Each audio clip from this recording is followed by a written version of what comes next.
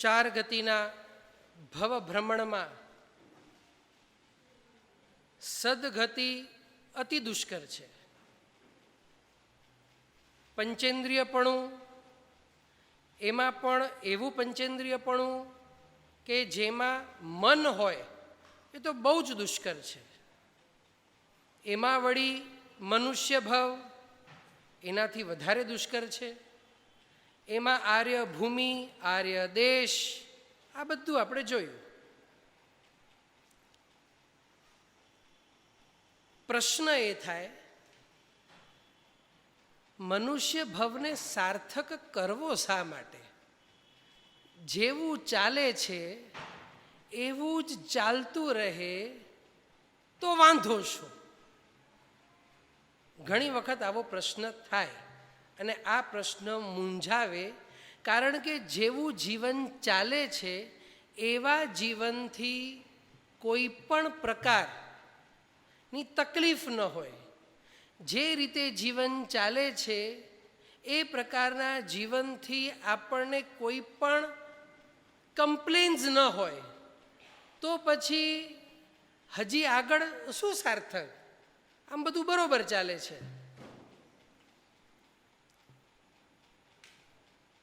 શાસ્ત્રકાર ભગવંતો કહે છે, મનુષ્ય ભવમાં સાર્થક બનાવવા માટેનું પોટેન્શિયલ વધારે છે. એનું કારણ છે, જીવને પુરુષાર્થ કરવો હોય, જીવને આગળ વધવું હોય તો ખાલી ફિઝિકલ સ્ટ્રેન્થ પૂરતી નથી, મેન્ટલ એ પણ સ્ટ્રોંગ હોવો અનિવાર્ય છે. મોટા ભાગના જીવોને તો આ દુનિયામાં મન જ નથી. મોટા ભાગના જીવોને આ દુનિયામાં મન જ નથી. ચૌરિન્દ્રિય સુધી મન નથી, તે આપણે જોયું. ખાલી વિચાર કરો, મન વિનાનું જીવન હોય, જે બાહ્ય આપણને વિચારવાની જે આ બધી શક્તિઓ છે એ હોય જ નહીં. બ્રેઇનલેસ જીવન હોય. ખાવા પીવામાં કોઈ પ્રોબ્લેમ નહીં. ખાવા ટાઈમ ટુ ટાઈમ મળે, પીવા ટાઈમ ટુ ટાઈમ મળે, સૂવા ટાઈમ ટુ ટાઈમ મળે, બધું ટાઈમ ટુ ટાઈમ. કેવું લાગે જીવન?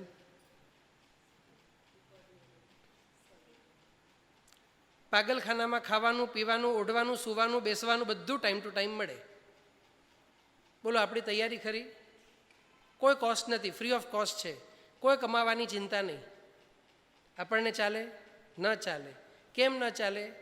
કારણ કે ત્યાં રહીને આપણે કાંઈ કર્યું તેવું લાગતું નથી ને આપણને કંઈ કરવું છે, કારણ કે આપણી પાસે જે શક્તિઓ છે, આપણી પાસે જે મન છે, આપણી પાસે જે હોશિયારી છે, એ બધાનો ઉપયોગ કરી આપણને કંઈક કરવું છે.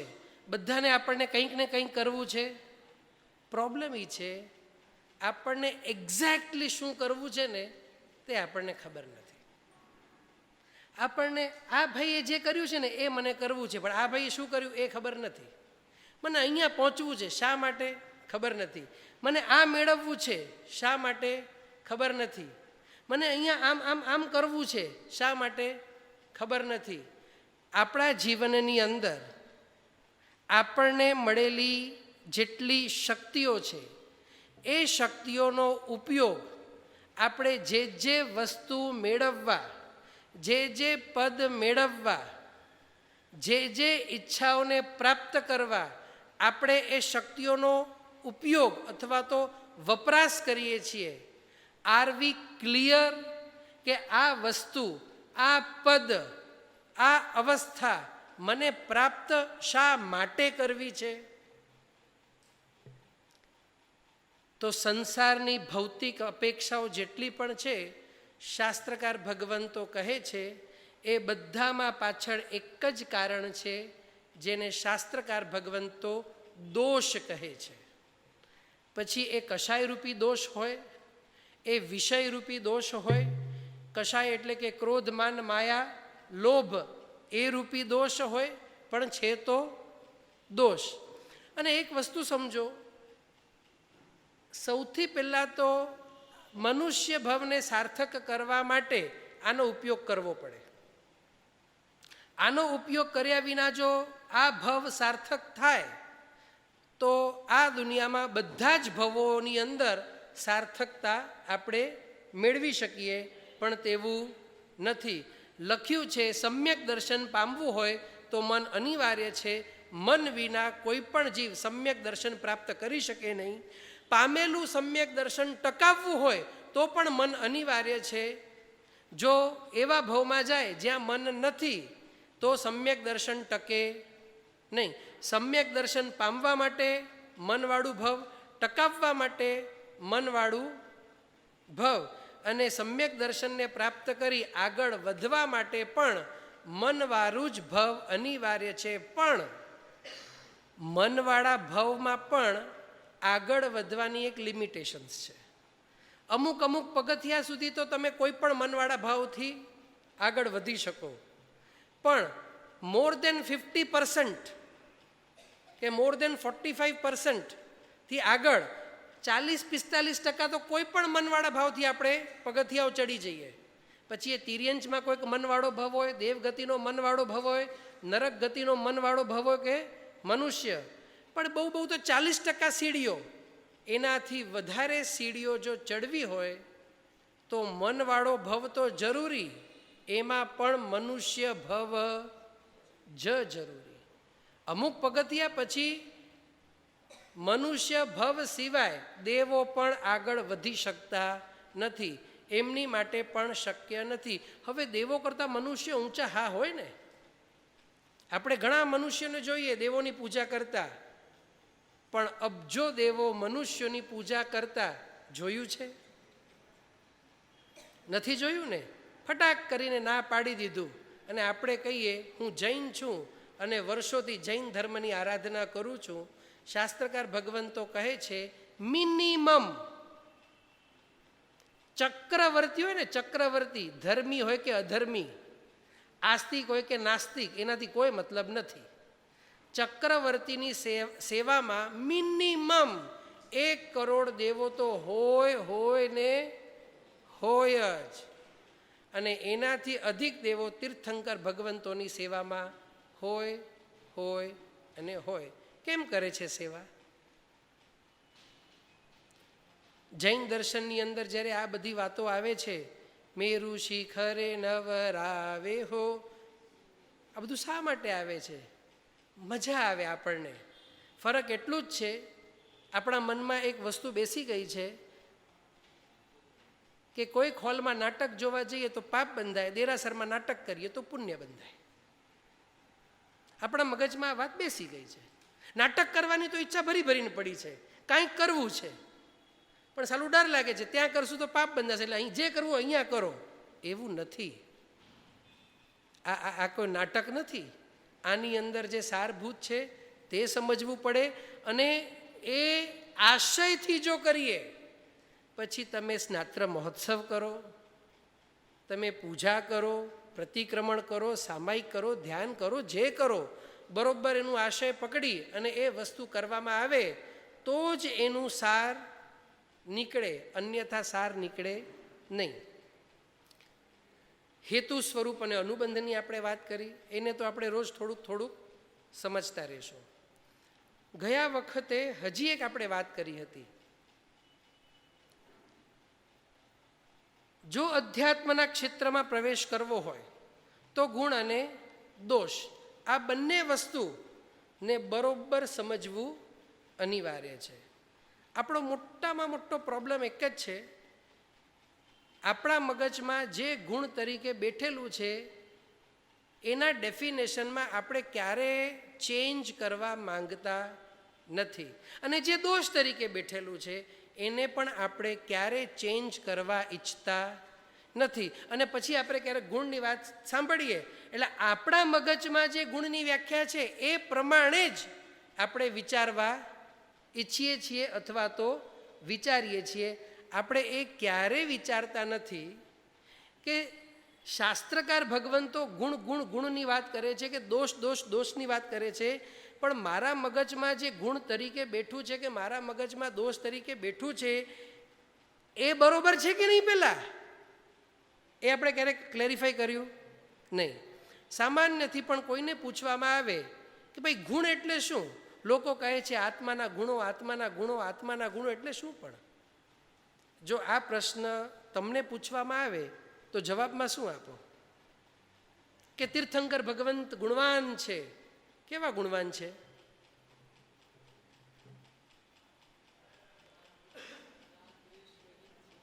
બહુ સરસ, રાગ દ્વેષ રહિત છે. આ શબ્દ બોલીને તમે સરસ યાદ કરાવ્યું. ગયા વખતે એક ભાઈએ મને પ્રશ્ન પૂછ્યો કે ભાઈ સંગમના ભવ મિચ્છામી દુક્કડમ ગોવાળિયાના ભવની અંદર, એટલે કે શાલિભદ્રનો પૂર્વ ભવ, કારણ કે ગયા વખતે મેં વાત કરી હતી કે એને થાય છે કે આ જે મહાત્મા આત્મગુણમાં રમી રહ્યા છે, તો શું એ નાનકડા બાળકને ખબર પડે કે આત્મગુણ ને આવી બધી વાતો ખબર પડે? કદાચ એ બાળકને શબ્દ ના આવડે, વસ્તુ બરોબર સમજજો, કદાચ એને એ શબ્દ ખબર ના હોય કે એને આત્મગુણ કહેવાય, પણ એને એટલી તો ખબર છે કે એ જે માણી રહ્યા છે એ કોઈ ભૌતિક વસ્તુ ઉપર આધારિત નથી. પાછું ભૌતિક શબ્દ પણ એને ન ખબર હોય એવું બને, પણ જોઈ રહ્યો છે ને, ઉપર પંખો ચાલુ નથી, સાઈડમાં એસી ચાલુ નથી, કોઈ મહેલમાં નથી, કોઈ ડાઇનિંગ ટેબલ ઉપર મિષ્ટાન લાડવા લાડુ પિઝા આ તે એવું કશું નથી, ખુલ્લે પગે ખુલ્લે માથે ઊભા છે. એટલે એવી બાહ્ય વસ્તુ તો એવી કોઈ નથી કે જે એમને સાતા આપે. તો આ સાતા જે છે ને, ઇટ ઇઝ સમથિંગ ઇટર્નલ. કદાચ શબ્દથી એ ન સમજે પણ મૂળભૂત વસ્તુ સમજાઈ જાય. કદાચ શબ્દ ન પકડાય પણ જો વસ્તુ કે તત્વ પકડાઈ જાય ને તો એ કામ થઈ જાય. આપણો પ્રોબ્લેમ ખબર શું છે? આપણે તત્વ ન પકડીએ, આપણે શબ્દ પકડીએ. મારે મોક્ષે જવું છે, મોક્ષ ખબર જ નથી. મોક્ષ આપણને ખબર જ નથી. એટલે જેને જવું હોય, કારણ કે શાસ્ત્રકાર ભગવંતો તો બહુ સ્પષ્ટ કહે છે મોટા ભાગના જીવો મોક્ષ માટે ધર્મ કરવાના નથી. મોટા ભાગના જીવો મોક્ષ માટે ક્યારે ધર્મ કરવાના નથી. ઠીક છે, અહીંયા અત્યારે આપણી એ વાત કરતા નથી. આગળ વધીએ. હવે શાસ્ત્રકાર ભગવંતો કહે છે જો ધર્મમાં પ્રવેશ કરવો હોય તો શું? તો વાત કરી ગુણ અને દોષની, પણ હવે એમાં અંદર વિશેષ કઈ રીતે જવું, એની અંદર વિશેષ કઈ રીતે જવું? તો કહ્યું ભગવાને કે સૌથી પહેલાં તો દોષને પકડવું અનિવાર્ય છે. નંબર 1 દોષનું દર્શન કરવું. નંબર 1 દોષનું દર્શન કરવું. નંબર 2 દોષના, એટલે કે સ્વદોષની વાત છે, બીજાના દોષની અત્યારે વાત નથી, સ્વદોષ દર્શન. નંબર 2 સ્વદોષ જે છે એ સ્વદોષનું જે અનુભવ છે, જે સ્વદોષની સંવેદના છે, સ્વદોષ સંવેદના વિશ્લેષણ. આ લખી લેજો, પછી ભૂલાઈ જશે. સ્વદોષ સંવેદના વિશ્લેષણ અને ત્યાર પછી સ્વદોષ ચિંતન. આ 3 વસ્તુઓ સાધના માટે અનિવાર્ય છે. કેમ અનિવાર્ય છે? આપણને પ્રાપ્ત શું કરવું છે? મોક્ષ. મોક્ષ એટલે શું? આત્માની પૂર્ણ સ્થિતિ. અત્યારે આપણે એ વાત કરીએ આત્માની પૂર્ણ સ્થિતિ. હવે આત્માની પૂર્ણ સ્થિતિ જો પ્રાપ્ત કરવી હોય તો સૌથી પહેલાં આત્માનો કચરો બહાર કાઢવો પડે ને.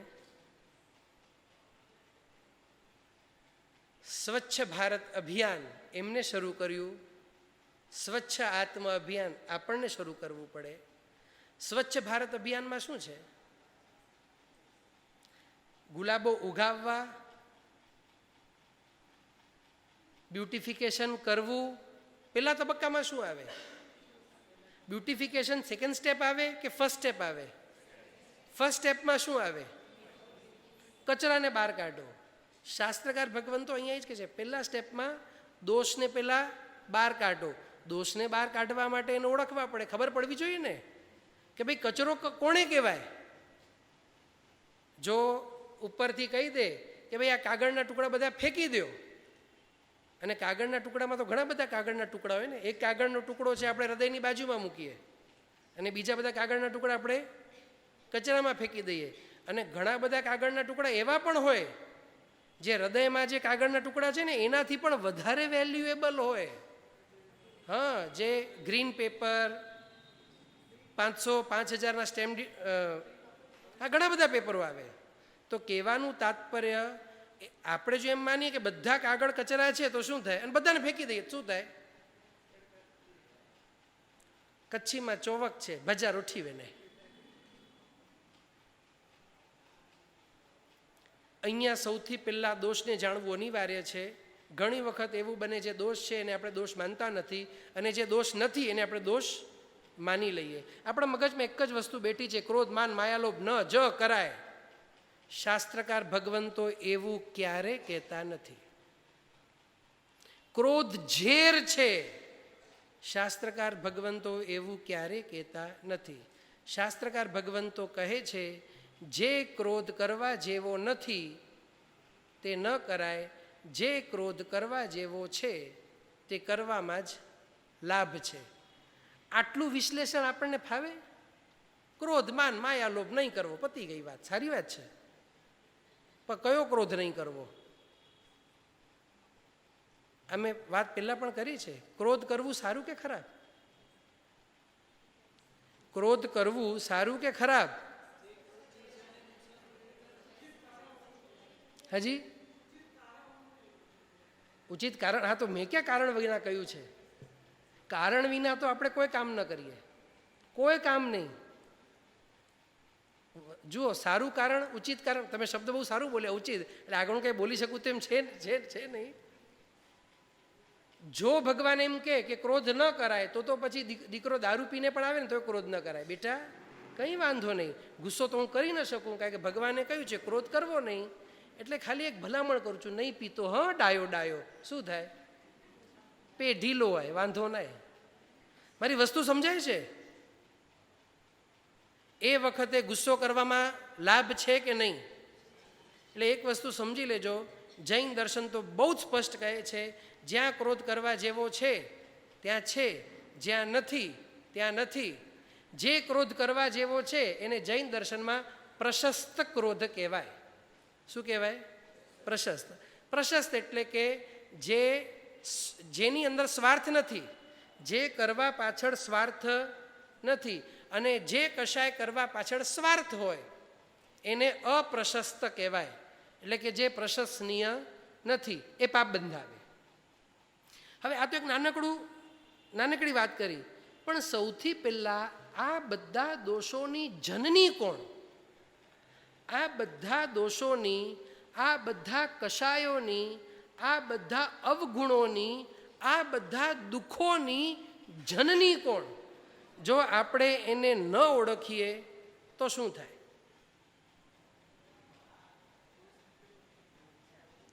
મારી વસ્તુ સમજાય છે? કોઈ પણ વસ્તુ હોય, કોઈ પણ વસ્તુ, આપણે એનું ઉત્પત્તિ ન વિચારીએ, ન સમજીએ, ન જાણીએ તો એને કંટ્રોલમાં કરી શકીએ? Is it possible? નથી પોસિબલ. એ ક્યાંથી ઉત્પન્ન થાય છે, એ રોગ મૂળમાંથી કઈ રીતે ઉદ્ભવે છે એ જો ન સમજાય. દાંત ખરાબ થઈ ગયો છે, ઉપરનો દાંત ખરાબ છે, ઉપરનો દાંત કાપીને બદલી નાખો તો ચાલે? કે રૂટ ખરાબ હોય તો રૂટ કેનાલ કરાવવું જ પડે, અને રૂટ કેનાલ કરાવ્યા વિના જો દાંત બદલો તો શું થાય? બીજાએ સડે અને પહેલો થોડાક દિવસમાં. એટલે કે સ્થિર કાયમનો નિવેડો લાવવો હોય તો રૂટ કેનાલ, જ્યાં રૂટ કેનાલની જરૂર હોય, પાછી બધે રૂટ કેનાલ ન કરાય, જ્યાં રૂટ કેનાલની જરૂર હોય, જ્યાં જેટલી જરૂર હોય, સૌથી પહેલાં તો દોષને ઓળખવું. શાસ્ત્રકાર ભગવંતો કહે છે સૌથી પહેલાં મહા જે દોષ છે, જે બધા દોષોની જનની છે, અને એનું નામ છે મિથ્યાત્વ. હવે આ મિથ્યાત્વ જે છે, ઘણાને વિષય ક્યારેક બોરિંગ લાગે, ચિંતા નહીં કરતા. એક વાત હું બહુ સ્પષ્ટ કરવા માંગુ છું. બે પ્રકારની રુચિ હોય, એક સહજ રુચિ, એક કૃત્રિમ રુચિ. માન્ય કરો છો બધા? એક હોય સહજ રુચિ અને એક હોય કૃત્રિમ રુચિ. આપણને લાગે હવે વાળ ધોળા થઈ ગયા, બહુ લાંબુ જીવું તેમ નથી, થોડુંક કંઈક ધર્મ કરી લઉં, બીજો ભાવ દેવલોકનો નક્કી થઈ જાય એટલે મરતી વખતે થોડોક સંતોષ હોય. કારણ કે ખબર છે ને, નરક આ બધી સાલો ભયંકર, અહીંયા આપણને ગરમી સહન નથી થતી ને ક્યાં નરકમાં પટકાઈ ગયો તો હાલ બેહાલ થઈ જશે. એટલે એટલીસ્ટ આવતો ભાવ કોઈક રાજાના કરે, કોઈ શેઠના કરે કે દેવલોકમાં ક્યાંક સેટ થઈ જાય, થોડુંક હું ધર્મ કરી લઉં. એટલે ધર્મ શા માટે કરવું છે? આ કૃત્રિમ રુચિ, સહજ રુચિ નથી. જેમ છોકરો ભણે છે, શા માટે ભણે છે? હું ભણીશ, સારા માર્ક્સ આવશે, સારી જગ્યા મને નોકરી મળશે તો મને સારા પૈસા મળશે તો હું ભોગ સુખ સારા ભોગવી શકીશ. એની સહજ રુચિ ભોગ સુખમાં છે, માટે એને કૃત્રિમ રુચિ અભ્યાસમાં. મારી વસ્તુ સમજાય છે? અત્યારે છે ને અમને ઘણા લોકો કહે, નિખિલભાઈ તત્વ સમજાતું જ નથી. એક બહુ શ્રીમંત ભાઈ હતા કે તત્વ સમજાતું જ નથી. મેં કીધું ઠીક છે, જો તમને અરુણ જેટલી એમ કે તત્વ ઉપર પરીક્ષા છે અને એમાં 50% જેને આવે એને જાવત જીવત એને એના કુટુંબને જીએસટી પણ નહીં ને ઇન્કમ ટેક્સ પણ નહીં, શું થાય? જે ઇન્કમ બતાડે એના ઘરે ક્યારે ઇન્કમ ટેક્સની રેટ ન પડે, ક્યારે સ્ક્રુટિનીમાં એની ફાઇલ ન જાય, કાંઈ નહીં, નથિંગ. સમજાઈ જાય કે સમજાવવા મહેનત કરે? મારી વસ્તુ સમજાય છે? કેવી મહેનત કરે વ્યક્તિ, કેવી મહેનત કરે કે ન કરે? અને પછી શું કે, ના રે ના ટેક્સ ભરી દઈશું, આવી માથાકૂટ કોણ કરે? સારો વ્યક્તિ, 25-50 કરોડની આવક હોય, બધા એકડામાં હોય, 10 કરોડ દર વર્ષે ટેક્સ ભરતો હોય, દર વર્ષે 10 કરોડ ટેક્સના બચતા હોય, જીએસટી એને માફ, પાછું વસૂલી શકે, મજરે પણ મળે, સેટ ઓફ પણ મળે, પણ એને ભરવાનું નહીં. એના કોઈ ચોપડા ચેક કરવામાં ના આવે. આવી ઓફર આપવામાં આવે ફક્ત એક જ કન્ડિશન, આ તત્વની કે અથવા તો આ જે બધા રહસ્યો છે, આ જે ગૂઢાર્થો છે, શું થાય? તો શાસ્ત્રકાર ભગવંતો કહે છે કૃત્રિમ રસ પેદા થાય. સહજ તો પેલામાં છે, શેમાં છે? હા, પણ આપણો તો પ્રોબ્લેમ કૃત્રિમ રસ પણ પેદા નથી થતો. માન્યતાઓ જે આપણી બેઠી છે, do we check them? Are we on the right track? શું આપણે પ્રોપર ટ્રેક ઉપર છીએ? હું જે જુઓ, એટલા માટે મને કહેવું પડે છે, ઘણી વખત તો આપણી માન્યતાઓ કેવી હોય, સવારના હું આમ કરું છું, સાંજના હું આમ કરું છું, આટલું મેં કર્યું, બસ આમ કરતાં કરતાં મારું મોક્ષ થઈ જશે. કોઈનું નથી થયું. મારી વાત સમજાય છે ને? આમ બસ આજે રૂટીન હું કરું છું દિવસમાં, સવારના ઉઠી મેં આમ કરી લીધું, માત્ર આટલું કરવાથી એનાથી આગળ કંઈ વિચારવાની મને જરૂર નથી. બસ આટલું રૂટીન કરવાથી. બાકી આ જ રૂટીને અનંતાને તાર્યા પાછા, પણ એમના રૂટીન સાથે બીજું કંઈ એડ ઓન હતું. આ એડ ઓન વિનાનો રૂટીન ક્યારે તારવાનો નથી પાછો. આ જ રૂટીન તારવાનો અનંતા માટે કારણ પણ છે. પણ એક જ વસ્તુ, જેટલી પણ ક્રિયાઓ ભગવાને બતાડી, જેટલા પણ અનુષ્ઠાનો ભગવાને બતાવ્યા, એવો કોઈ જ અનુષ્ઠાન નથી જે ગુણ અને દોષનો ભેદ ન બતાવે, જે ગુણ વૃદ્ધિ ન કરે, જે દોષની હીનતા કે દોષ ઓછું ન કરે. એવું જૈન દર્શનની અંદર કોઈ તપ નથી, કોઈ જપ નથી, કોઈ સાધના નથી. પણ આપણે જો એમ માનીએ કે ભગવાને કહ્યું છે એટલે વિચાર્યા વિના પણ કરીશું, આશય વિના પણ કરીશું, પ્રોપર ટાર્ગેટ વિના પણ કરીશું, તો મારું કામ થઈ જશે, તો આવી રીતે કોઈનું કામ થયું નથી. પાછા આપણી વાત ઉપર આવીએ, ગુણ અને દોષ. સૌથી પહેલાં તો શાસ્ત્રકાર ભગવંતો કહે છે આગળ વધવા માટે ગુણનો રાગ હોવો જોઈએ. ગુણનો રાગ આવે એનાથી પહેલાં જે ગુણ પ્રત્યે દ્વેષ છે એ તો એટલીસ્ટ ખતમ થવો જ જોઈએ. ને આપને જો ધ્યાન હોય તો ગયા વર્ષે પણ આ વિષય એક દિવસ આવ્યો હતો. ગુણનો જે દ્વેષ છે એ તો ખતમ, ભલે રાગ નથી પણ હવે ગુણનો દ્વેષ પણ નથી. એ જીવ કેવો હોય? ન્યુટ્રલ. ગુણનો રાગ પણ એટલે ગુણ પ્રત્યે એટેચમેન્ટ પણ નથી, હજી એટેચમેન્ટ નથી ગુણ પ્રત્યે, રાગ નથી, પણ ગુણ પ્રત્યે હવે એને દ્વેષ પણ નથી. એ ન્યુટ્રલ અવસ્થામાં છે, જેને અદ્વેષ કહેવાય. દ્વેષ નથી એટલે કે અદ્વેષ. શાસ્ત્રકાર ભગવંતો કહે છે ગુણ પ્રત્યે જે દ્વેષ છે ને, આપણને જે ગુણ પ્રત્યે દ્વેષ છે એ જ સંસારનું મોકાણ છે, એ જ સંસારના દુઃખોનું મોકાણ છે, એ જ સંસારનું મોકાણ છે, એ જ સંસારના દુઃખોનું મોકાણ છે. હવે દ્વેષ બે પ્રકારે હોય, એક તો વ્યક્ત હોય, બીજું અવ્યક્ત હોય. વ્યક્ત દોષ એટલે શું?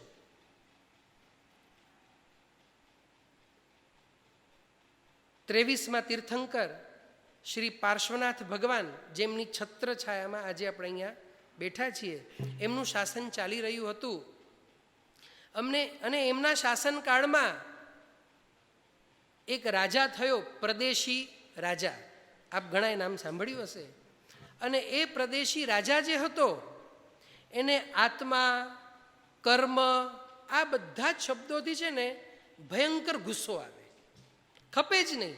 આ બધા શબ્દો નકામા. અને આ પ્રદેશી રાજાને કોઈ ધર્મની વાત કરે તો ન ગમે, કોઈ ધાર્મિક વ્યક્તિના કોઈ વખાણ કરે તોય ન ગમે, તત્વની તો વાત તો દૂર દૂર. એટલે આસ્તિક પણ એ નહોતો, પુનર્ભવમાં ન માને, કાંઈ જ નહીં. અને એનો જે મંત્રી હતો,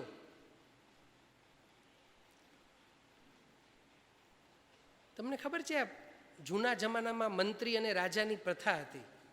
અત્યારે તો બધા મંત્રી થઈ ગયા, કોઈક પ્રાઇમ હોય, કોઈક નોન પ્રાઇમ હોય, ફરક એટલું જ છે. બાકી છે તો બધા મંત્રી. અને બહુ સરસ વ્યવસ્થા હતી એ રાજા અને મંત્રીની.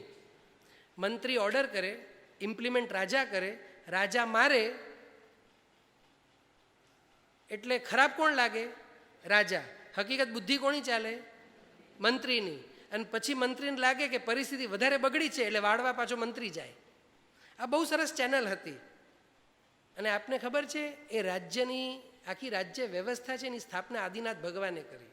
અને આદિનાથ ભગવાન કહી ગયા કે દરેક કુટુંબમાં એક રાજા હોવો જોઈએ અને એક મંત્રી હોવો જોઈએ. એટલે એક વ્યક્તિ મારે તો બીજો વ્યક્તિ વાળે, પણ જે મારનાર વ્યક્તિ છે ને એ વાળનાર વ્યક્તિના બુદ્ધિ પ્રમાણે ચાલે, નહીં સમજે. અને શાસ્ત્રકાર ભગવંતો એ પણ કહે છે જો આવી રીતે કુટુંબ ચાલે ને તો ક્યારે પ્રોબ્લેમ ના આવે. આપણે થોડુંક સાઈડ ટ્રેક થઈ ગયા, પાછા આપણે ટ્રેક ઉપર આવીએ. અને આ પ્રદેશી રાજા અને જે મંત્રી હતા તે જૈન હતા, ચુસ્ત જૈન હતા. અને એમને લાગે છે કે આ મારો રાજા આમ તો બહુ સારો વ્યક્તિ છે, પ્રજાને બહુ હેરાન કરે નહીં, પ્રજા પ્રત્યે લાગણી છે, અને બધા પ્રજા કેમ સમૃદ્ધ બને, મારું રાજ્ય કેમ સમૃદ્ધ બને એની વિચારણા બધું બરોબર ચાલે. પણ એને જે જૈન દર્શન પ્રત્યે અથવા તો કોઈ પણ ધર્મ પ્રત્યે, સનાતન સત્ય પ્રત્યે જે એને દ્વેષ છે એને મારી નાખશે, એનો ભવ બગાડી દેશે. કરવું શું? અને તે જ સમયે એ નગરના એક ઉદ્યાનમાં કેશી ગણધર પધાર્યા. અને કેશી ગણધર દેશના આપે છે. ત્યારે આ મંત્રીને થાય છે આ રાજાને હું જો કેશી ગણધર પાસે લઈ જાઉં તો આ કામ શક્ય છે, કારણ કે કેશી ગણધર પણ કોઈ સામાન્ય હતા નહીં. પણ રાજાને લઈ જવું કઈ રીતે? મંત્રી છે, આમે વિચારો તો મંત્રી આપ્યા કરે. એટલે મંત્રી રાજાને કહે છે કે ભાઈ આપણને છે ને થોડુંક રાજ્યમાં આંટો મારવા જેવો છે, ને ખાસ રાજાને તો આંટો મારવો જોઈએ, શું ચાલે છે શું નહીં, પ્રજામાં બધું બરોબર ચાલે છે કે નહીં તે જાણવું જોઈએ. અને આમ કરતાં કરતાં મંત્રી કહે, રાજા હવે આપણે આમ જઈએ, હવે આપણે આમ જઈએ. અને બરોબર જે ઉદ્યાનમાં કેશી ગણધર બિરાજમાન હતા અને દેશના આપતા હતા એ દિશામાં બરોબર મંત્રી પ્રદેશી રાજાને લઈ જાય. અને જેવી નજર પ્રદેશી રાજાની કેશી ગણધર ઉપર પડી એટલે તરત લાલ ભભૂકા થઈ ગયા. આ મારા નગરમાં, આ મારા પ્રદેશમાં આ મુંડિયાઓ શું કરે છે? કારણ કે એક તો ગુસ્સો હતો જ. આપણે એવી તો શું કરીએ? રાજા અહીં બોલાવા છે, પાપ પે. એમને ખબર હતી, એમને ખબર હતી. અને જો કે રાજા પાપ પે બથે પાવે છે. રાજા શું કરે? બે મારે મંત્રીને. મંત્રીને કે સાચી વાત છે, આપણા નગરમાં આ મુંડિયાઓ શું કરે છે?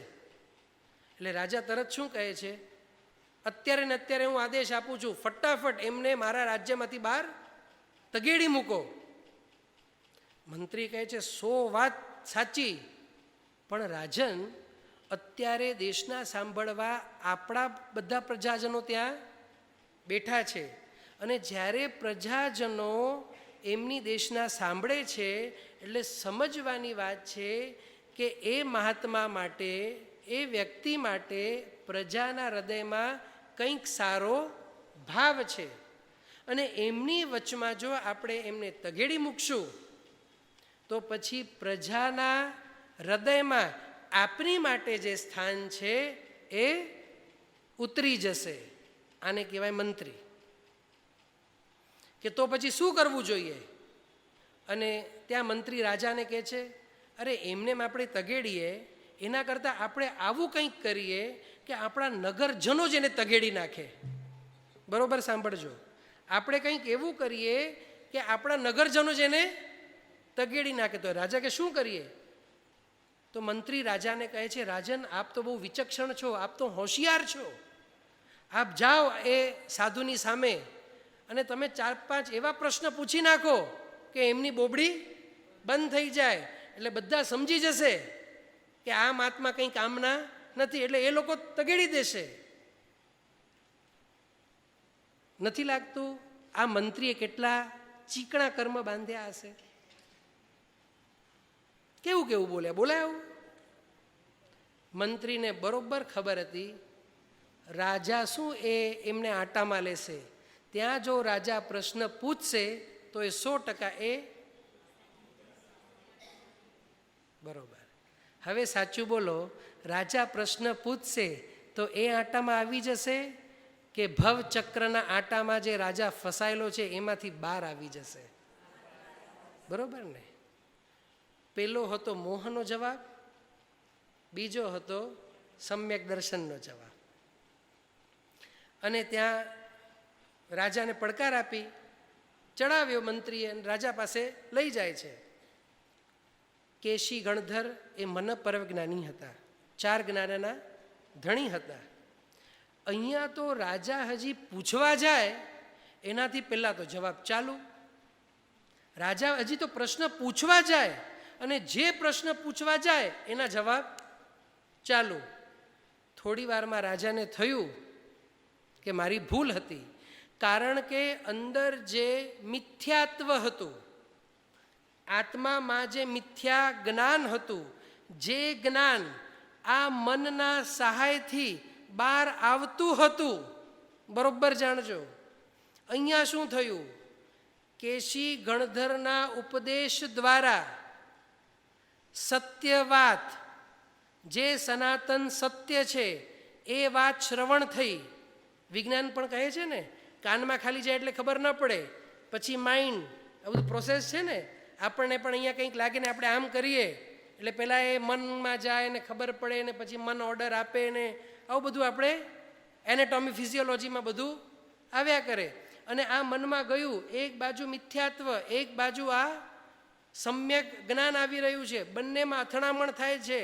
ત્યાં મિથ્યા જ્ઞાન હાર માને છે અને ત્યાં પ્રસ્થાપિત થઈ, ના, 100% આત્મા જેવી, કર્મ જેવી, આભવ જેવી, પરભવ જેવી, પુણ્ય જેવી, પાપ જેવી વસ્તુઓ છે.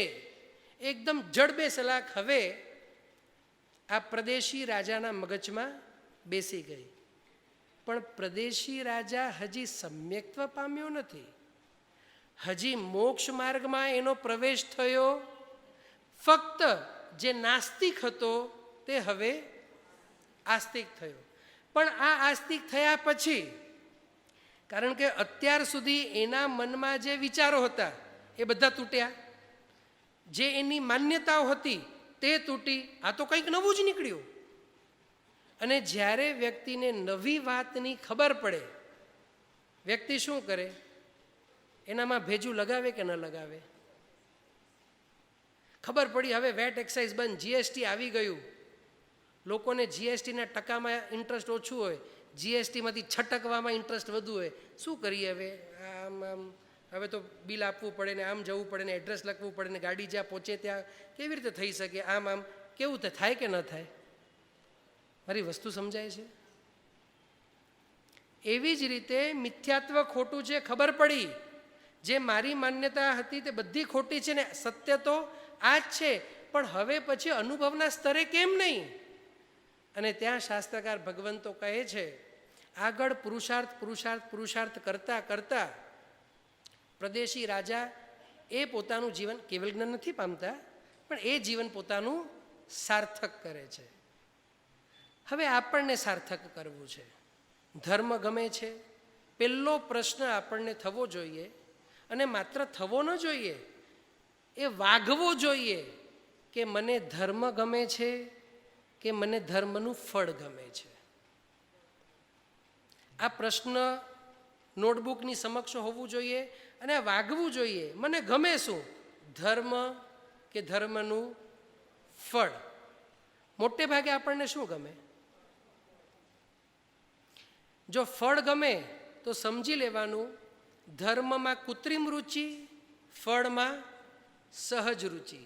અને આ ભવને સાર્થક કરવું હોય તો પછી ધર્મમાં, જ્યાં સુધી ધર્મમાં સહજ રુચિ નહીં આવે ત્યાં સુધી કામ થાય નહીં. પણ પાછું પ્રશ્ન આ જ આવે છે કે હવે ધર્મ એટલે શું? તો શાસ્ત્રકાર ભગવંતો વારી વારીને એક જ વાત કરે છે, જે ખોટું છે સૌથી પહેલાં એને ખોટું માનો, અને પછી એને અનુભૂતિ એટલે કે સંવેદનાના સ્તરે લાવો. જે દિવસે ખોટી વસ્તુમાં દુઃખનું સંવેદન થશે અને ગુણમાં એટલે કે દોષમાં દુઃખનું સંવેદન અને ગુણમાં સુખનું સંવેદન થશે, શાસ્ત્રકાર ભગવંતો એક ક્ષણથી ગેરંટી આપે છે આપણને કે તું ભવી છે અને તારો મોક્ષ પણ નિશ્ચિત છે. અને માત્ર આટલી ગેરંટી નથી આપતા, એ પણ ગેરંટી આપે છે કાળમાં આવર્ત હોય. આવર્ત એટલે ખબર છે ને, એક સાયકલ હોય. તેમ ગેરંટી આપે છે જે દિવસે દોષમાં દુઃખનું સંવેદન અને ગુણમાં સુખનું સંવેદન જે ક્ષણે થશે એ ક્ષણથી માંડીને તારો સંસાર એક આવર્તથી વધારે નહીં હોય. એક આવર્તની અંદર મોક્ષ, તારો જીવ જશે અને જશે. મોક્ષ પામશે અને પામશે એવી ખાતરી અનંતા અરિહંતો આપી ગયા. એવી જ ખાતરી અનંતા અરિહંતો આપવાના છે. એવી જ ખાતરી વર્તમાનમાં 20 તીર્થંકરો આપી રહ્યા છે, અને એવી જ ખાતરી અનંતા સિદ્ધો આપી ગયા. અને તેવી જ ખાતરી વર્તમાનમાં, ભૂતકાળમાં અને ભવિષ્યકાળમાં આચાર્ય ભગવંતો, ઉપાધ્યાય ભગવંતો અને મુનિ ભગવંતો આપવાના છે. આમાં કોઈ સંદેહ નથી. એના સિવાય મોક્ષની ખાતરી બીજા કોઈ પેરામીટર્સ ઉપર જૈન દર્શન આપતું નથી. કોઈ પેરામીટર ઉપર નહીં. હા, આપણે સાંભળ્યું છે ચોવિયારી છઠ કરી 7 જાત્રા કરે એટલે ત્રીજે ભવે મોક્ષ. એની પાછળ જે કન્ડિશન છે ને એ વાંચજો તો પહેલું જ કન્ડિશન આ આવશે. જુઓ, આ કન્ડિશન આવે એટલે એને અલગ અલગ શબ્દોમાં છે, પછી એને શાસ્ત્રની ભાષામાં અપુનર્બંધક દશા કે, એને મોક્ષ માર્ગ પણ કે, અધ્યાત્મની શરૂઆત પણ કે, ત્યાર પછી એને પ્રથમ યોગની પ્રથમ મિત્રા દ્રષ્ટિ પણ કે. વસ્તુ આજ, ગોલ ગોલ ગોલ ગોલ ફરો, વસ્તુ આજ. જે દિવસે દોષમાં દુઃખનું સંવેદન, ભલે ને આટલું કણિયા જેટલું, પણ જે દિવસે દુઃખમાં દોષનું સંવેદન, દોષમાં અને ગુણમાં સુખનું સંવેદન સમજી લેવાનું, હું ભવી તો છું જ, કારણ કે મેક્ઝિમમ ભવી મોક્ષમાં નથી જવાના, એ મગજમાં મૂકજો. હું વારંવાર કહું, કારણ કે લોકોને ઘણી વખત સમજાય નહીં. હું પાલીતાણા જઈ આવ્યો, હું ભવી, હવે હું ગરબા રમું કે રાસુડા રમું કે તાકડ ધીન્ના કરું, મારું મોક્ષ કોઈ ન અટકાવી શકે. કેમ? હું પાલીતાણા જઈ આવ્યો. આવી કોઈ ગેરંટી આપતું નથી. ભવી એટલે ખાલી, ને ભવી શેત્રુંજયની સ્પર્શનાથી ભવી કોઈ થતું નથી. એક વસ્તુ સમજજો, ખાલી જે ભવી હતા એને ખબર નથી કે હું ભવી છું કે અભવી, તે ખાલી ખબર પડી. મારી વસ્તુ સમજજો, ભવી અભવી ન થાય ક્યારેય નહીં, અને અભવી ભવી ન થાય. પણ મને ખબર નથી કે હું ભવી છું કે અભવી છું, તો હું એમ કહું કે હું શેત્રુંજયની યાત્રા કરી આવું, એટલે હવે જે હું ભવી હતો જ, હું ભવી હતો પણ મને ખબર નથી, તે મને ખાલી ખાતરી થઈ. મારી પાસે જે આઈ કાર્ડ નહોતું તે હવે આઈ કાર્ડ આવી ગયું. મારી વસ્તુ સમજાય છે? બાકી હું અભવી હતો અને હું આવી ગયો અને મારું મોક્ષ થઈ ગયું.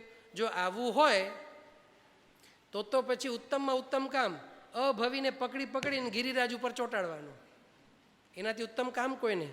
એટલે આ માઇથ જે છે, જે મિસકોન્સેપ્ટ છે, જે ખોટી માન્યતાઓ છે, એ કાઢવી બહુ જરૂરી છે. હજી આગળ, આ તો ચલો લૌકિક છે, વ્યવહારિક માન્યતા છે. આપણી મૂળ વાત, સૌથી પહેલાં તો આપણે ધર્મનું જે ટાર્ગેટ છે મોક્ષ, આપણે એમ સામાન્યથી વિચારીએ. પ્રદેશી રાજાને મોક્ષમાં ઇન્ટરેસ્ટ નહોતો, કારણ કે એને આત્મામાં ઇન્ટરેસ્ટ નહોતો. આત્મા છે એવું તે માનતો નહોતો. આપણે માનીએ છીએ. જ્યારે આપણે માનીએ કે આત્મા છે, ગયા વખતે મેં વાત કરી, જેમ પ્રભાથી સૂર્યની ખબર પડે, પ્રભાથી સૂર્યનું અસ્તિત્વ છે, તેમ આપણે માન્ય કરીએ, તેમ આત્માના ગુણોથી આત્માનું અસ્તિત્વ માન્ય છે. વસ્તુની કિંમત એના ગુણોથી હોય. ફોર એક્ઝામ્પલ, સાકર છે, 1 કિલો સાકર અત્યારે લગભગ 40 રૂપિયા કિલો છે. પણ એ સાકર એવી છે કે જે સ્વીટનેસ ના આપે. આ વાત ગયા વખતે મેં કરી હતી, જો આપને યાદ હોય તો. આ સાકરની ક્વોલિટી એવી છે કે તમે ચામાં 5 કિલો સાકર નાખો તો પણ ચા ફિક્કી અને ફિક્કી જ હોય.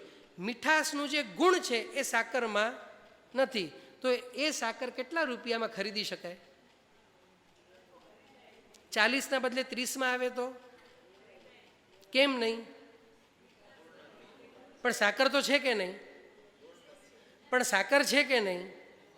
વજન પૂરું છે, 1 કિલો વજન પૂરું છે, ક્રિસ્ટલ ક્લિયર છે, દેખાવમાં સારી છે, ડબ્બો ભરેલો છે, મનને શાંતિ છે કે ડબ્બો ભરેલો છે, ખાલી એમાં મીઠાશ નથી, તો એની વેલ્યુ કેટલી? તો આત્માની વેલ્યુ એના ગુણોના કારણે છે. આત્મા એક વસ્તુ છે, બહુ સારી વસ્તુ છે, માટે વેલ્યુ નથી. એની અંદર જે ગુણો છે, આત્માની સંપૂર્ણ વેલ્યુ એના ગુણોના કારણે છે. તો જ્યારે હવે સાકરમાં સુખ છે, મીઠાશની સુખ હોય ને, તો સાકરમાં સુખ છે કે એના ગુણમાં સુખ છે? સાકર ખાવાથી મજા આવે છે કે સાકર ખાધા પછી એ સાકરમાં રહેલી જે મીઠાશ છે એની જ્યારે અનુભૂતિ થાય છે તો એ આનંદ આપે છે? મારી વસ્તુ સમજાય છે? પણ છતાંય વ્યવહારમાં કહેવાય શું? ગળ્યું ખાઈએ ને મજા આવે. ઘડિયું ખાવામાં મજા આવી કે ઘડિયું ખાધા પછી જે ઘણપણ એનો જે ગુણ છે એ ઘણપણના કારણે મજા આવી? તો આત્મા ધ્યાનમાં શું મજા?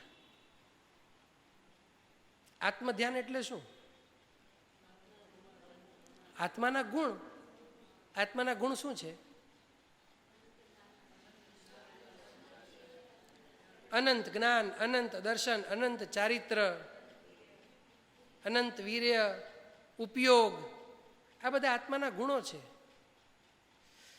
નિખિલભાઈ સમજાઈએ તતા મળે મથેનું વિને તો કીએ ન ઓગે થયા પણ ડેરાસર રચી બહુ અડધો કલાક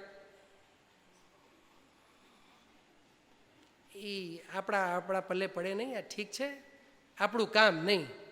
આપણે ધર્મ સરસ કરીએ છીએ. ધર્મમાં જે સેટિસ્ફેક્શન છે ને, હી જ મોકાણાય. આ જ મોટું મિથ્યાત્વ છે. મારી વસ્તુ સમજાય છે? જે હું 2 મિનિટ પહેલા બોલ્યો ને, એ અત્યારના ભાવો 10-10ના ભાવોની વાત ચાલુ હતી. 10-10 એટલે હું શરદ પવારના 10-10ની વાત નથી કરતો. અત્યારે જ 10-10 વાગ્યા છે. એમાંથી આપણને બહાર આવવું પડશે જો આ ભાવ સાર્થક કરવું હોય. કારણ કે આ ભાવમાં જો અત્યારે આ વાત આપણે શા માટે લઈએ છીએ? તો શાસ્ત્રકાર ભગવંતો કહે છે આજે સરકારની જવાબદારી શું? રાજ્યમાં જેની અછત હોય એ વસ્તુ પૂરી પાડવી. આજે ગુજરાત સરકાર હોય કે રાજસ્થાન સરકાર હોય, ઇરિગેશન માટે ઘણા બધા પૈસા વાપરે છે. ક્યારે જોયું કેરળ સરકાર ઇરિગેશન માટે પૈસા વાપરે? કેમ ન વાપરે? આસામ સરકાર ચેરાપુંજીમાં જિલ્લો ઇરિગેશન માટે પૈસા વાપરે કારણ કે ત્યાં પાણીની અછત નથી. તો જ્યાં જેની અછત હોય, આપણી પાસે અહીંયા જે તીર્થ છે, જે સ્થાવર તીર્થ છે એની અછત નથી, સંઘની અછત નથી.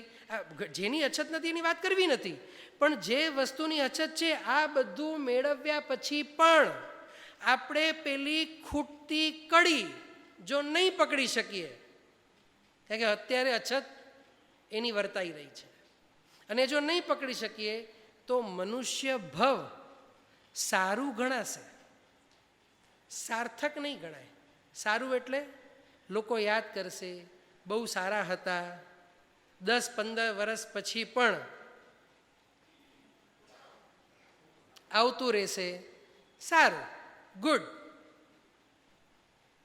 પણ સાર્થક નહીં ગણાય. સાર્થક શબ્દનો અર્થ શાસ્ત્રકાર ભગવંત ઘણા બધા અલગ અલગ પ્રકારે કરે છે કે જે કર્યા પછી ક્યારે પસ્તાવો થાય નહીં, આ એક છે. અથવા તો જે કર્યા પછી ક્યારે પણ જીવનમાં નુકસાન કે દુઃખ ભોગવવું ન પડે. આવા અનેકો ઉત્તર ડેફિનેશન સાર્થકના શાસ્ત્રકાર ભગવંતો કરે છે. અહીંયા આપણને હવે શું કરવું છે? આપણું ટાર્ગેટ જે સેટ કરીએ ને, ટાર્ગેટ મને ગુણ ખીલવવા છે. હવે એક નાનકડા ગુણની આપણે વાત કરીએ. કોઈ પણ એક ગુણ તમે કહો ને, કયો ગુણ છે આત્માનો? આત્માનો જે આમ તો આત્મામાં અનંતા ગુણ છે. આત્મામાં અનંતા, એ અનંત ગુણમાંથી કોઈ એકાદ ગુણ કયો ને આપ. નહીં, જ્ઞાન એના સિવાયના. દયા, વેરી ગુડ. દયા એ ગુણ છે, અને દયા આપણને ગમવી જોઈએ. અને દયામાં આપણા ઉપર દયા થાય કે આપણે જ્યારે બીજા ઉપર દયા કરીએ ત્યારે એમાં સુખનો અનુભવ થવો જોઈએ. દયાની વ્યાખ્યા કોણ કરી આપે? અહીંયાથી કોઈ દયાની વ્યાખ્યા કરી આપે? દયા કોને કહેવાય?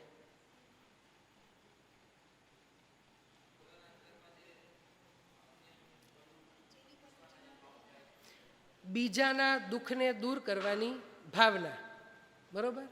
તો પાછો બીજો પ્રશ્ન આવે, કયા દુઃખ દૂર કરવાની ભાવના? હજી કયા 3 પ્રકાર?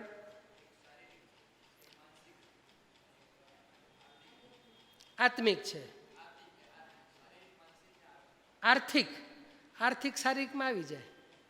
તમે ગણો તો, એટલે કે 2 આપણે આમ લઈએ કે એમ એક છે સાંસારિક કે ભૌતિક, એક ભૌતિક, ભૌતિકમાં શારીરિક અને માનસિક બંને આવી જાય, એક ભૌતિક અને એક આત્મિક. આ બે પ્રકારના દુઃખો છે. અત્યારે આપણને કોઈ પણ વાત પરોપકારની કરે, જો આપણી વાત કહું છું, અત્યારે આપણને કોઈ કહે કે ભાઈ એક પરોપકારનું કામ છે કે કોઈના ઉપર દયા કરવી છે, તો આ શબ્દ સાંભળતા જ આપણા મગજમાં કયા પ્રકારની દયા કે કયા પ્રકારનું પરોપકાર પહેલાં સૂજે? બધાનું જુદું જુદું હોય. જે સૂજે તો સમજવું, જે આપણને પહેલું સૂજે છે ને એ આપણી માન્યતા છે. જે શબ્દ સાંભળતા ભગવાન કેવા છે? ભગવાન કરુણાવંત છે. તો કેવી કરુણા? કે અમે સંસારમાં ડૂબીએ છીએ અને ભગવાનને કરુણા થાય છે કે આ મારા બાલુડાઓ જુઓ તો આ દુઃખમય સંસારમાં કેવા ખૂંચી રહ્યા છે, અને ધડ ધડ આંસુએ ભગવાન રડતા હોય. આવી કરુણા ને આપણા મગજમાં તો કંઈ પણ આવે ને. કારણ કે જો જ્ઞાનીઓ શું કહે છે તે આપણને બહુ ખબર નથી, ઉપર છેલ્લું ક્યાંક સાંભળ્યું છે, ને અત્યાર સુધી કરુણા એટલે આપણા મગજમાં એવું જ છે કે આપણે કોઈ કહીએ ને કે ભાઈ આ ભાઈને કે આ બેનને કરુણા બહુ છે, એટલે આપણા મગજમાં તરત પિક્ચર કેવું આવે? આમ મોઢું રડવા જેવું થઈ ગયું હોય. કારણ કે જ્ઞાનીઓની દેશના ઓછી સાંભળીએ અને સિરિયલ ને પિક્ચર વધારે હોય, એમાં તો આવ્યા જ કરે ને એકદમ શું કહેવાય એ સીનને, હા ઇમોશનલ, અને માની મમતા અને આ કરુણા. પાછો તીર્થંકર માટે આવા બધા વિશેષણો અપાયા છે. હવે સાચું બોલો તો તીર્થંકર માટે જ્યારે વિશેષણ અપાતા હોય તો આપણા મગજમાં શું આવે? મારી વસ્તુ સમજાય છે? જો કદાચ મારા શબ્દો તમને બહુ આકરા લાગતા હોય, હાઈલા જ્ઞાન પરબમાં જીરાવલ્લામાં આવું બોલાય? હા બોલાય. કે ક્યારેક આપણે કોઈ કહે કે ભાઈ ગુરુ ભગવંતોની અંદર મમતા છલકતી હોય તો કઈ મમતા યાદ આવે આપણને? એ પિક્ચરમાં કોઈક હિરોઈન હોય જે માતાનું રોલ કરતી હોય અને એને દીકરા પ્રત્યે જે મમતા હોય ને એવી મમતા ન હોય. પાછી કહી દો તો પરમાત્માની કરુણા, ક્યારે આપણે પરમાત્માની કરુણાને ઓળખવાનો પ્રયાસ કર્યો? તો કહે છે એ ગુણ છે. હા, બેઝિક ઉપર સામાન્ય જે કરુણા છે એ પણ ગુણ છે, પણ એક વસ્તુ સમજો, શાસ્ત્રકાર જૈન દર્શન તો એક વાત બહુ સ્પષ્ટ કહે છે, જે કામ કરો નક્કર કરો, ટુ એન્ડ સુધી કરો. જો દુઃખ દૂર કરવું હોય તો ઉપર છલ્લું નહીં, પણ દુઃખના મૂળિયા જ કાઢી નાખો, દુઃખના મૂળિયા જ કાઢી નાખો. હવે મને જણાવો, આ સંસારમાં જેટલા દુઃખો છે એ દુઃખનું મૂળિયું શું? એ દુઃખનું મૂળિયું શું? કોઈ પણ દુઃખનું મૂળ, ચલો આપણે સ્ટેપ વાઇઝ જઈએ. દુઃખ આવે શેના કારણે? કર્મના કારણે. દુઃખ આવે શેના કારણે? દુઃખ આપનારા કર્મ બંધાયા શેના કારણે? પાપના કારણે. પાપ કરવાની ઈચ્છા થઈ શા માટે? કારણ કે એ પાપ ક્રિયામાં સુખનો અનુભવ હતો, એ પાપ ક્રિયા સારી લાગતી હતી, એ પાપ ક્રિયા ઉચિત લાગતી હતી, એ પાપ કરવામાં રસ અધિક હતો. હા કે ના? ઘણી વખત છે ને આપણને એવું થાય, ભગવાન જ્ઞાની આપણને જબરદસ્તી ઠસાવવા માંગે છે, પાપ ક્રિયામાં દુઃખ જ છે. અરે પણ મને સુખની અનુભૂતિ થાય છે, મને સુખની અનુભૂતિ થાય છે. અને જ્ઞાની ભગવંતો કહે છે પાપ ક્રિયામાં દુઃખ છે, દુઃખ છે, દુઃખ છે, ધર્મમાં સુખ છે, સુખ છે, સુખ છે. This is ridiculous. આ તો જબરદસ્તી એન્ફોર્સ કરે છે. બિલકુલ નહીં. શાસ્ત્રકાર ભગવંતો કહે છે આપણા અંદર જે માન્યતા બેસી જાય અને 1000 વખત જો એ માન્યતાને ટીપવામાં આવે તો આપણને સત્ય લાગે કે ના લાગે? હું આપને પૂછું છું, લાગે કે ના લાગે? અત્યારે આપણને કોઈ કે દીકરાને કયા સ્કૂલમાં નાખવું છે, આ જ સ્કૂલમાં, કેમ ખબર નથી, બધા એમાં નાખે છે. એ સ્કૂલના પ્રિન્સિપલ સુદ્ધાનું નામ ખબર ન હોય, ટીચર સુદ્ધાનું નામ ખબર ન હોય. એક તો મને ભાઈ એવા મળ્યા, મને પ્રશ્ન પૂછે, નિખિલભાઈ એક વાત જણાવો. મેં તું બોલો. કે લોકો દર વર્ષે 2-2, 2.5 લાખ રૂપિયા ફીસ નાખે છે, શું કામ નાખતા હશે? કીધું આ મારો વિષય નથી, હું એમાં પડતો નથી. ના પણ આમ તમે એમ વિચારો બહુ ને એટલે મને એમ પ્રશ્ન થયું કે તમને પૂછું કંઈક તો હશે ને. તું ના કે સ્કૂલમાં 15 વર્ષ તો લાગી જાય ને. કીધું હા લાગે ને. કે મારી પાસે ચાલો એક LICનું ટર્મ છે, દર વર્ષે 2 લાખ મૂકો ને 15 વર્ષ સુધી મૂકો ને તો 25 વર્ષે 2-2.5 કરોડ તો દીકરા દીકરીને મળે છે. અને આ બધું ભણ્યા પછી એ નોકરીએ લાગે 50,000, ચાલો 2,000નું વ્યાજ તો બેંકે એનાથી વધારે આપે છે 2 કરોડનું. મારી વસ્તુ સમજાય છે? એટલે મારું એવું કેવું નથી કે તમે પણ આ ગણતરી કરો, પણ મારો એટલો જ પ્રશ્ન છે, આપણે જીવનમાં આવી ગણતરી ક્યારે સૂજી કરી? આ નથી સૂચતી તો જીવનમાં તો ભૂલી જાઓ. સંસારમાં તો ઠીક છે, સૂજે ન સૂજે બહુ ફરક નહીં પડે. ધર્મના ક્ષેત્રમાં જો આ નહીં સૂજે તો બહુ મોટા ગોટાળા થશે. કે લોકો શું કરે છે વાત પછી, આ કરવા જેવું છે કે નહીં, આ કરવાથી શું ફાયદો. હવે આપણે પાછા આપણા પોઈન્ટ ઉપર આવીએ, હેતુ સ્વરૂપ અને અનુબંધ. આ જો આ ગુણ દોષ અને હેતુ સ્વરૂપ અનુબંધ આ તો પેરેલલ ચાલતું રહેશે.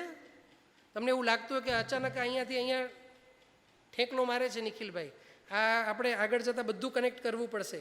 હવે હું તમને કહું, આપણે જે આરાધના કરીએ શું આપણે સ્પષ્ટ છીએ એની પાછળ હેતુ અને એનું સ્વરૂપ પરફેક્ટ છે? કે હું જે કરી રહ્યો છું, હું જે આરાધના કરી રહ્યો છું 100% મારા આત્માને એ ગુણકારી છે, એનો લાભ થશે જ. જો મારા આત્માને સીધો લાભ નથી તો આડકતરો લાભ છે.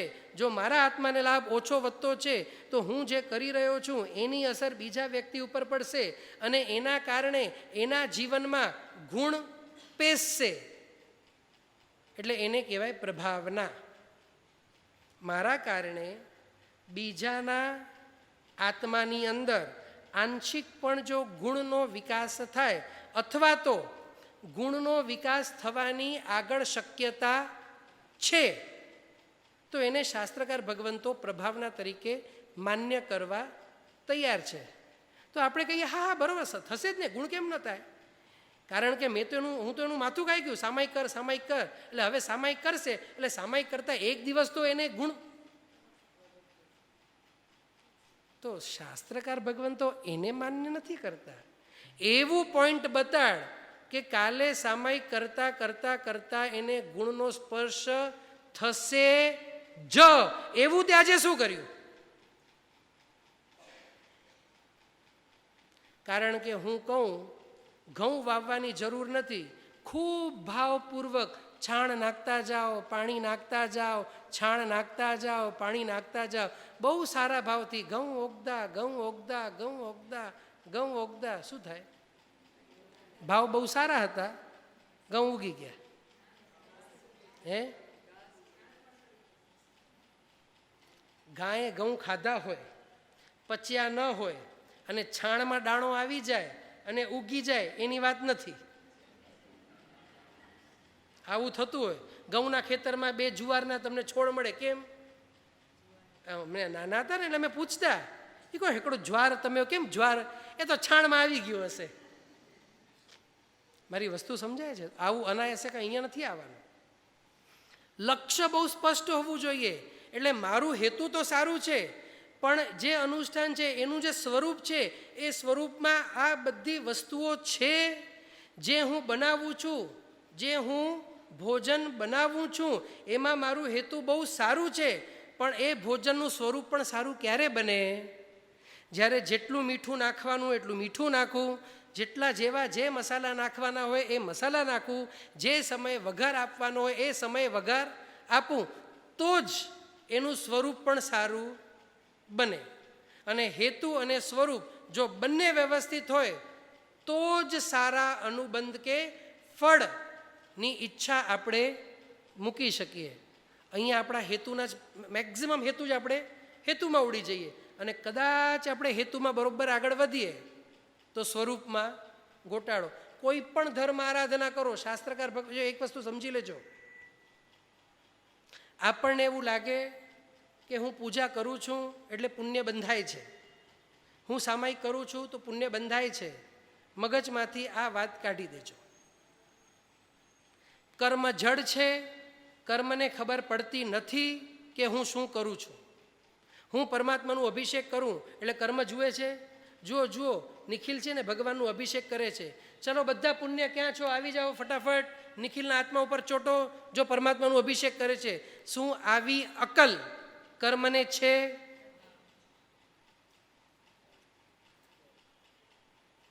તો કર્મ ચોટે કઈ રીતે? કોના આધારે ચોટે? બંધાયું પુણ્ય કે પાપ?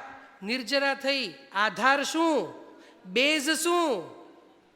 આત્માના ભાવ. હવે ભાવને સમજીએ કે ભાવ હવે વ્યક્ત અને અવ્યક્ત. પાછા એ વાત ઉપર આવીએ. પ્રદેશી રાજાને જે દ્વેષ હતું એ કેવું હતું? વ્યક્ત હતું. તરત મંત્રીને કહી દે આને ગામમાંથી બહાર કાઢો, આમ કરો, તેમ કરો, XY Z. આપણા મનની અંદર કદાચ એવો છે ને વ્યક્ત દ્વેષ નથી. વ્યક્ત એટલે જે આપણે મોઢાથી વ્યક્ત કરીએ, પણ અવ્યક્ત દ્વેષ કેટલો? અવ્યક્ત દ્વેષ કેટલો? ગુણ પ્રત્યે. તો શાસ્ત્રકાર ભગવંતો કહે છે જેને દોષ પ્રત્યે રાગ હોય એને ગુણ પ્રત્યે દ્વેષ હોય હોય અને હોય. અવ્યક્ત. હવે અવ્યક્તને આપણે થોડુંક સમજીએ. ભગવાન કહે છે પરિગ્રહ. પરિગ્રહ એ પણ અધર્મનું મુખ્ય કારણ તરીકે ભગવાન જણાવે છે. હા કે ના? જરાક જોરથી બોલો ને. અને સમજી લો કે આપણને સમાચાર મળે કે આપણા ફલાણા ફલાણા સગાવાળા ભાઈ, જેમના આપણે વેલ વિશર છીએ, કારણ કે ઘણા સગાવાળા ઉપર આવે તો આપણને બહુ મજા આવે, અને કોઈક સગાવાળા ઉપર આવે ને તેવું જ દ્વેષ આવે. કેમ? કારણ કે આપણે ઉપર નથી આવતા. ઈર્ષા. હું એની વાત કરતો નથી. જેમના ઉપર આપણને ખૂબ ભાવ હોય એવો વ્યક્તિ આર્થિક રીતે ઉપર ઉપર ઉપર આવતો હોય, પરિસ્થિતિ બહુ ખરાબ છે, ઘર ચાલવાના પણ ફાફા છે, એવી પરિસ્થિતિમાં એટલું ધન આવે છે કે ઘર ચાલે છે, હું એની વાત નથી કરતો. હમણાં પણ ખૂબ સમૃદ્ધ છે, પણ સમૃદ્ધિ હજી હજી હજી હજી વધતી જાય છે. અને જેમ જેમ સમૃદ્ધિ વધે છે અને આપણને સમાચાર મળે કે એમની સમૃદ્ધિ ખૂબ વધી રહી છે, તો આપણને મનમાં શું થાય? સારો સારો. નહીં સમજાય? બીજાની છોડો ને, બીજા કોઈની સમૃદ્ધિ વધે આપણે ગમતું જ નથી, છોડી દો. આપણા દીકરાની જ વાત કરીએ. ખબર પડે કે દીકરો બહારગામ ગયો છે કમાવા માટે, અને એની સમૃદ્ધિ દિવસે દિવસે દિવસે દિવસે વધતી જાય, અંદર ભાવ શું થાય? રાજીપો થાય ને. આ દોષ હતું કે ગુણ હતું? બરોબર વિચારજો. પરિગ્રહ એ દોષ છે કે ગુણ છે? તો જ્યારે કોઈકનું પરિગ્રહ વધે છે, માત્ર ધન નથી વધતું, ધન વધે છે એની આસક્તિ પણ વધે છે, અને આપણે અહીંયા હરખાઈએ છીએ, એનો અર્થ એ થયો કે પરિગ્રહ સાંભળી આપણને આનંદ થયું, એનો અર્થ એ થયો અપરિગ્રહ સાંભળી આપણને દુઃખ થાય. આ અવ્યક્ત છે. આ એક પ્રકારનો દોષ છે. આ કેવો દોષ છે? આ એક પ્રકારનો દોષ છે. આવા આપણા જીવનમાં દોષો કેટલા? અવ્યક્ત. શાસ્ત્રકાર ભગવંતો કહે છે ગુણો પ્રત્યે તો રાગ, પછી પેલા તો જે દ્વેષ છે ને, દ્વેષ એ જો નાબૂદ થઈ જાય અને એના પછી આપણા જીવનમાં જે ક્રિયાઓ છે, જે અનુષ્ઠાનો છીએ એ આપણે કરતા થઈ જઈએ, તો આ સ્થિતિ આવ્યા પછી તમે જે લાભનું કાર્ય કરો, જે લાભનું કાર્ય કર્યો, બંધ તો પુણ્યનું જ થશે, બંધ તો પુણ્યનું જ થશે, અનુબંધ પણ પુણ્યની શક્યતા ઘણી બધી વધારે. અનુબંધ પણ પુણ્યની શક્યતા ઘણી બધી વધારે. અને જો આ વસ્તુ ગુણ અને દ્વેષ, મોક્ષ માર્ગ જે અત્યારે આપણે વાત કરી, એની આપણે બહાર છીએ, એ કક્ષાને આપણે ટચ કર્યું નથી, તો એનાથી પહેલાં, એટલે કે મોક્ષ માર્ગમાં પ્રવેશ કર્યા પહેલાં, જેને જૈન ટર્મિનોલોજીમાં અપુનર્બંધક દશા કહેવાય.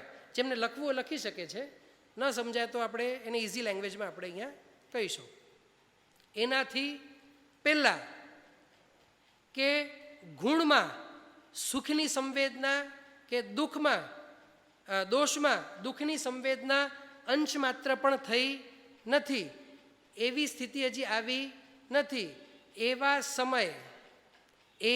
સમયે બરોબર સાંભળજો, જો જીવ આખા હિન્દુસ્તાનમાં અરબો ખરબો 24 કેરેટ સોનાના દેરાસર બંધાવે, 24 કેરેટ સોનાના દેરાસર બંધાવે તો કદાચ બંધ પુણ્યનું થાય, પણ અનુબંધ તો પાપનું જ. થોડું કડવું છે, પણ આ જ હકીકત છે. પછી એ 99 કરે, પછી એ 28 કરે, પછી એ અરબો ખરબો રૂપિયા આપે, કે જેને જે કરે તે બંધ કદાચ પુણ્યનું થાય, અનુબંધ તો પાપનું જ. અને એ પુણ્ય જ્યારે ઉદયમાં આવે ત્યારે એની દશા અને દિશા બંને ઊંધી કરી નાખે. જ્ઞાની ભગવંતો બહુ સ્પષ્ટ કહે છે, બંધનું મહત્વ ઇઝ લેસ ધેન 1%. કર્મમાં બંધનું મહત્વ ઇઝ લેસ ધેન 1%, અનુબંધનું મહત્વ ઇઝ મોર ધેન 99%. આપણે હજી 2 વર્ગ સુધી આ દોષ અને ગુણને પ્રોપર સમજવા માટે, કારણ કે આત્માના જે મુખ્ય ગુણો છે, જ્ઞાન, દર્શન, ચારિત્ર, તપ, અને બહુ સ્ટ્રોંગ એક ગુણ છે જેને કહેવાય ઉપયોગ. અને જે ગુણને આપણે જોતા જ નથી, આમ બાજુમાં ક્યારે સાંભળ્યું પણ નથી, કોણે કહેવાય હશે. ઉપયોગ એટલે બહુ તો શું છે, ગેસ ચાલુ કરતા પહેલાં બરોબર જીવડાઓ નથી ને એટલે પોંજણી ફેરવી લેવી, એનું નામ ઉપયોગ. બસ ઉપયોગ શબ્દને આપણે આટલું જ પકડ્યું છે. ઉપયોગની વ્યાપ્તતા બહુ મોટી છે. શાસ્ત્રકાર ભગવંતો ધર્મ માટે અલગ અલગ ડેફિનેશન્સ આપે છે. જેમ આણાઈ ધમ્મો, આજ્ઞા એ ધર્મ છે, તેમ એક ડેફિનેશન એવી પણ આપે છે, ઉપયોગ એ ધર્મ છે. અને ઉપયોગની જ્યારે આપણે વ્યાખ્યા કરીશું, ઘણું બધું એની ઉપયોગની વ્યાખ્યામાં શાસ્ત્રકાર ભગવંતોએ આખો દરિયો ખુલ્લો મૂકી દીધો છે.